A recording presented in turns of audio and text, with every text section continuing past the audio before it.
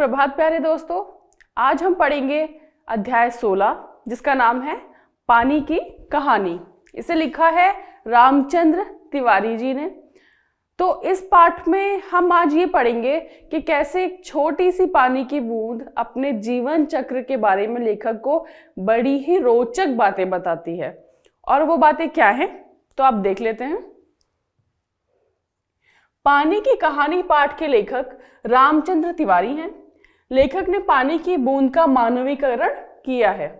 पानी की बूंद के जन्म से लेकर उसके पूरे जीवन चक्र की कहानी लेखक इस पाठ के माध्यम से हमें समझाते हैं। लेखक कहते हैं कि हाइड्रोजन और ऑक्सीजन से मिलकर बनी ये छोटी सी पानी की बूंद अपने जीवन में कितना लंबा सफर तय करती हैं। सबसे पहले अत्यधिक गर्मी के कारण समुद्र से भाप बनकर उड़ जाती है, फिर ठंडा होने पर बादलों का रूप ले लेती है और अत्यधिक घने काले बादल बरसकर दोबारा से पानी के रूप में धरती पर आ जाते हैं। तो देखिए यहाँ पर लेखक यही बताना चाह रहे हैं कि कैसे एक बूंद जो है या पानी जो है वो लंबे लंबे सालों तक कितने ही चक्र से गुजरकर हम तक पहुंचता है और बार बार उसी अवस्था में आ जाता है जिस अवस्था में वो पहले था।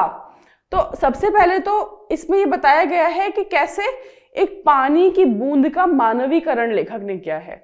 मानवीकरण मतलब कि लेखक ने उस बूंद को एक व्यक्ति के रूप में दिखाया है जो अपनी बात स्वयं कह रही है, जो अपनी बात लेखक को खुद बता रही है।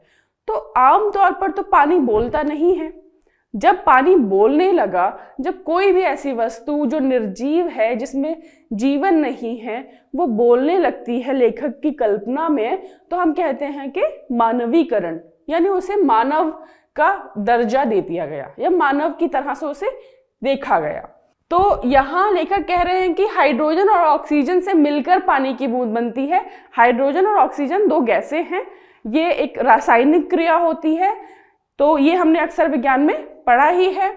आगे वो कहते हैं कि कितना लंबा सफर तय करती है। सबसे पहले जो पानी की बूंद है वो समुद्र में भाप बनकर उड़ जाती है और फिर नदियों में आती है बारिश बनकर और फिर दोबारा से वो चक्र शुरू होता है। और इसी चक्र के बारे में हमें पूरे पाठ में बताया गया है। पानी मनुष्य, पेड़ पौधों तथा अन्य जीव जंतुओं द्वारा उपयोग किया जाता है। तो कुछ पानी नदी नालों में बहकर फिर से समुद्र में जा मिलता है और इस तरह पानी का जीवन चक्र अविरल चलता ही रहता है। बस यही बात लेखक इस पाठ के माध्यम से लोगों को समझाने का प्रयास करते हैं। आगे देखते हैं।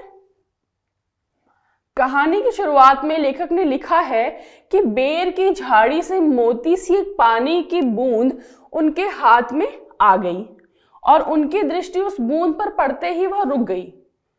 लेखक कहते हैं कि थोड़ी देर बाद उनकी हथेली से सितार के तारों की सी झनकार सुनाई देने लगी। ध्यान से देखने पर मालूम हुआ कि वह पानी की बूंद दो भागों में बट गई है और वे दोनों हिल हिलकर यह स्वर उत्पन्न कर रहे हैं। ऐसा लग रहा था मानो जैसे वो बोल रही हो। तो शुरुआत ऐसे ही की गई है कि एक बेर के पेड़ से हाथ पर पानी की बूंद आ गई और लेखक को लगा कि ये जैसे शायद बात कर रही है ना। क्या बात कर रही हैं? लेखक उन बूंदों से बातें करने लगते हैं।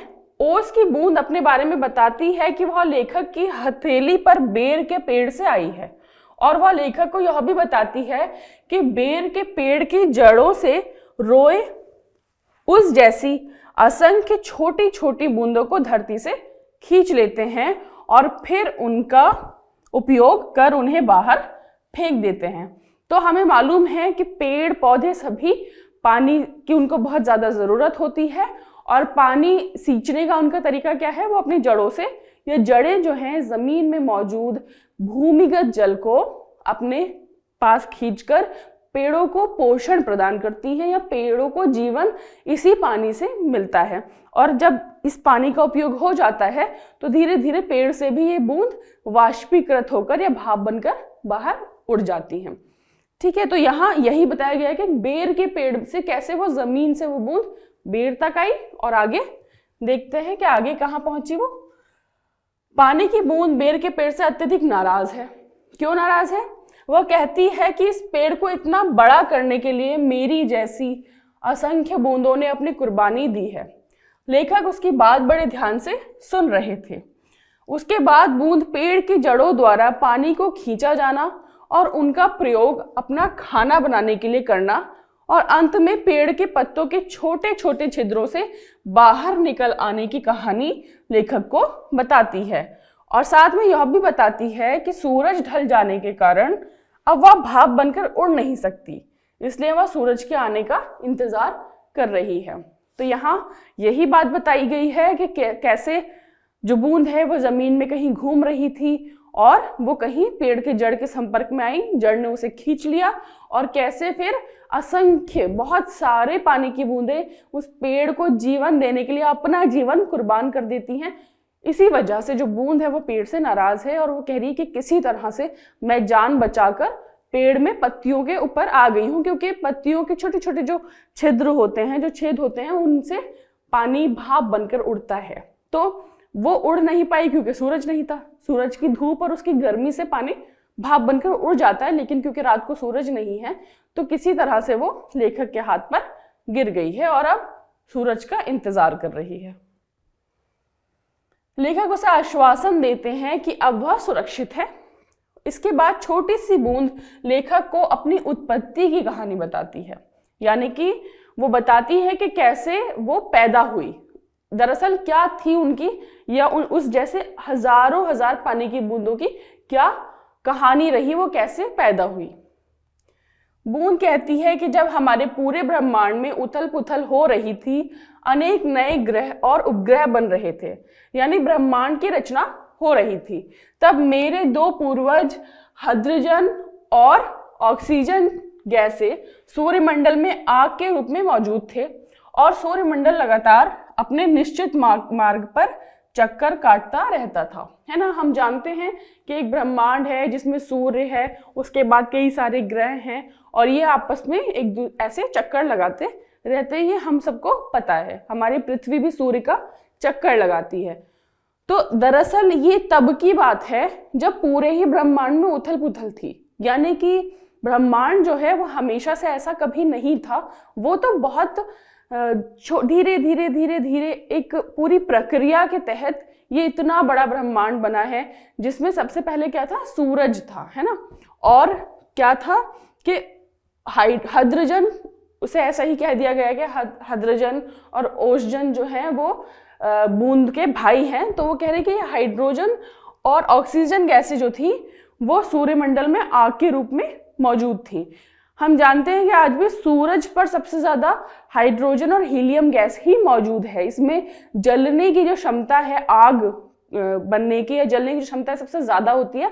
ऑक्सीजन भी इसीलिए जानी जाती है कि ऑक्सीजन, जहां सिर्फ ऑक्सीजन गैस रहे, वो भी बहुत ज्वलनशील होती है, उसमें भी वो भी बहुत जल्दी आग पकड़ लेती है ना। तो ये जो थी वो आग के रूप में हमेशा से सूर्यमंडल में थी। अभी सिर्फ सूर्यमंडल की बात हो रही है, जिसे सिर्फ सूरज का गोला कहा जाता है, वो पूरा, ठीक है। लेकिन एक दिन अचानक ब्रह्मांड में ही बहुत दूर सूर्य से लाखों गुना बड़ा प्रकाश पिंड दिखाई पड़ा। यह पिंड बड़ी तेजी से सूर्य की ओर बढ़ रहा था। उसकी आकर्षण शक्ति से हमारा सूर्य भी कांप रहा था। ऐसा लग रहा था कि वह सूर्य से टकरा जाएगा। तो एक बहुत बड़ा प्रकाश पिंड, एक लाइट, एक बहुत प्रकाश का गोला जो है, पिंड जो है, वो ऐसा लग रहा था कि सूर्य की ओर बढ़ रहा है और जरूर टकरा जाएगा। आगे क्या कहते हैं, मगर वह सूर्य से सहस्रों मील दूर था, है ना। सहस्रों मतलब 100, सहस्र मतलब 100 कहा जाता है। तो 100 गुना या बहुत गुना दूर था और उसी दूरी से वो दूसरी दिशा की ओर निकल गया, परंतु उसकी भीषण आकर्षण शक्ति से सूर्य का एक भाग टूटकर कई टुकड़ों में बट गया। उन्हीं में से एक टुकड़ा हमारी पृथ्वी है। यह प्रारंभ में एक बड़ा आग का गोला थी। तो एक जो पिंड था वो सूर्य की ओर आ रहा था, वो आया तो नहीं, टकराया तो नहीं, लेकिन उसके अंदर आकर्षण इतना ज्यादा था, खिंचाव इतना ज्यादा था कि सूर्य उसकी ओर खिंचता चला गया। उससे टकराया नहीं, लेकिन उसकी उस शक्ति के कारण, उस खिंचाव के कारण ही सूर्य के कई टुकड़े हो गए। तो आज जितना सूर्य हो उससे पहले कहीं बड़ा था, तो उसके टुकड़े हुए, उसके बाद बहुत अलग अलग अलग अलग पिंड बन गए। उन्हीं पिंडों में से एक पिंड बना जिसे आज हम हमारी पृथ्वी के रूप में जानते हैं। तो इसका मतलब पृथ्वी जो थी वो शुरू में एक आग का गोला थी। वो शुरू में इतनी ही ठंडी, इतनी ही अच्छी नहीं थी कि हम रहें, लेकिन वो कैसे यहाँ तक बनी है आगे ये बूंद ये बताने वाली है। लेखक ने बूंद से प्रश्न किया कि अगर पृथ्वी आग का गोला थी तो तुम पानी कैसे बनी? बूंद ने जवाब दिया, अरबों वर्षों में धीरे धीरे पृथ्वी ठंडी होती चली गई। मेरे पूर्वजों ने आपस में रासायनिक क्रिया कर मुझे पैदा किया। तो पूर्वज किसे कहा गया है? पूर्वज इनके हाइड्रोजन और ऑक्सीजन ही हैं। तो वो कह रहे हैं कि रासायनिक क्रिया, जब दो गैसें आपस में मिलती हैं और उससे जो बनता है उसे ही रासायनिक क्रिया कहा जाता है ना। तो आपस में मिलकर उन्होंने जो रासायनिक क्रिया की उससे पानी बना। लेकिन क्योंकि पहले बहुत गर्म थी पृथ्वी, तो धीरे धीरे धीरे ठंडी होती गई, और ठंडी होने के बाद जब रासायनिक क्रिया हुई तो पानी बना। ठीक है, तो आगे क्या है? पैदा होते समय वह भाप के रूप में पृथ्वी के चारों ओर घूमती थी। अब पृथ्वी बहुत गर्म है, तो आमतौर पे तो पानी रहता नहीं है बहुत गर्म चीज में। हम एक बर्तन में भी पानी उबालते हैं, बहुत उबालते रहेंगे तो वो धीरे धीरे धीरे पूरा उड़ जाता है, क्योंकि गर्मी के कारण वो वहां रह नहीं सकता। लेकिन वो है हमारे आसपास ही, हमारे वायुमंडल में वो मौजूद रहता है। वो भाप के रूप में होता है, लेकिन हमें दिखता नहीं है। तो यहाँ भी यही था कि बहुत गर्म थी पृथ्वी, तो भाप के रूप में पानी मौजूद था।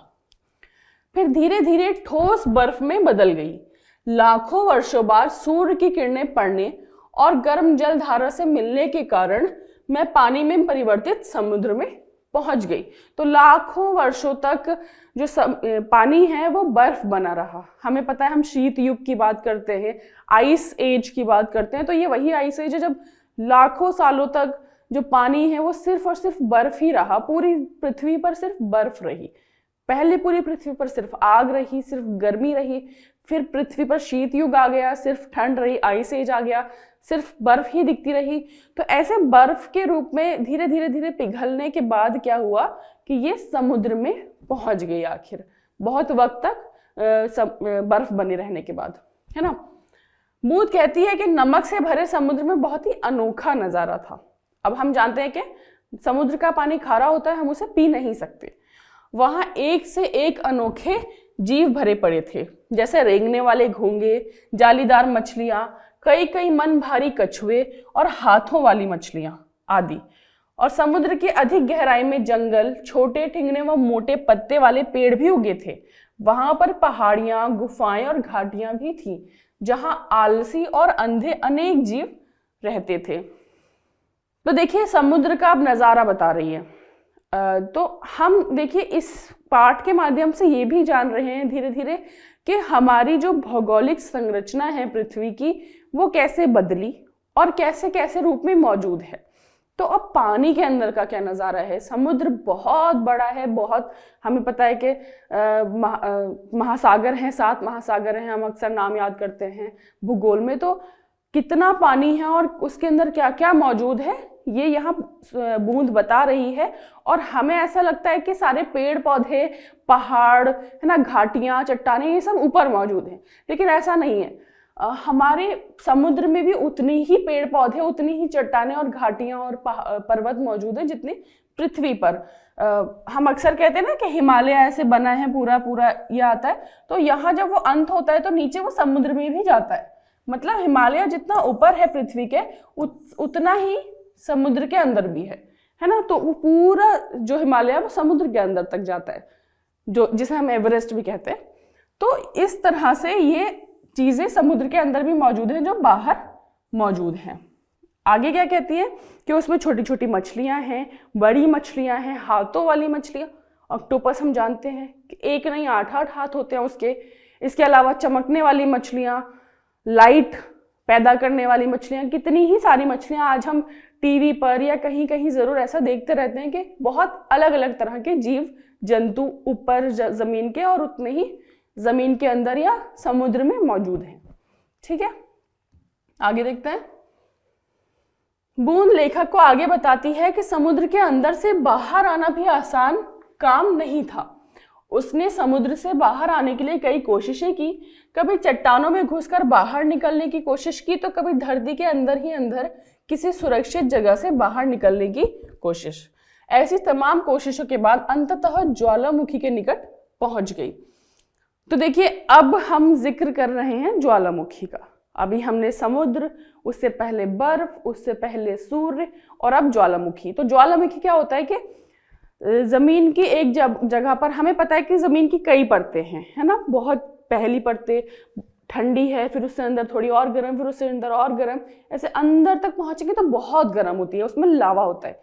तो कहीं ना कहीं से ऐसा रास्ता बन जाता है कि वो लावा बाहर निकल आए।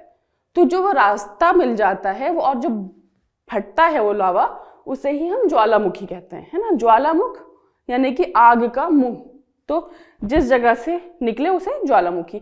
तो वो यही कह रहे हैं कि कहीं ना कहीं से समुद्र के अंदर वो गई, नीचे नीचे नीचे जाती गई, और फिर चट्टानों में घुसी, फिर जमीन के अंदर कहीं ऐसे पहुंची कि जहां से वो निकली वो जगह क्या थी, ज्वालामुखी। ठीक है। ज्वालामुखी की गर्मी के कारण वह फिर से भाप में परिवर्तित हो आसमान में उड़ चली। अब वहां भी गर्मी है तो वो फिर से भाप बन गई, फिर बादल रूप में परिवर्तित होकर दोबारा बरसकर जमीन में आ गई। जमीन में आने के पश्चात नदी के रूप में बहने लगी। तभी एक नगर के पास एक नल द्वारा उसे खींच लिया गया। तो देखिए, अब ज्वालामुखी से वो भाप बन गई। भाप बन के हमें पता है कि भाप जो होती है वो धीरे धीरे धीरे धीरे ऊपर जाती है और बादल बन जाती है। जब वो बादल बहुत घने हो जाते हैं, यानी कि उसमें पानी की, उसमें भाप की सघनता बहुत ज्यादा होती है, बहुत प्रेशर होता है, तब बारिश होती है।